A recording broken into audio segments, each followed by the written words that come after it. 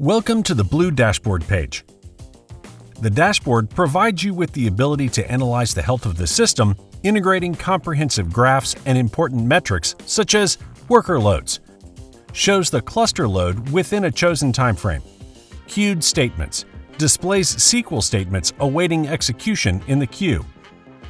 In the lower part of the screen, you'll find two graphs monitoring the number of executed jobs and tasks that make up your pipelines.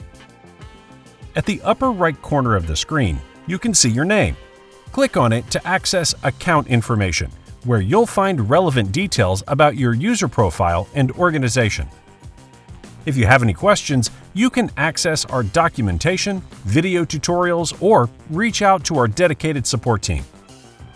Located at the bottom of the menu, the Logout button provides a secure way to exit the platform. Share, like, and subscribe to our YouTube channel. Thanks for watching.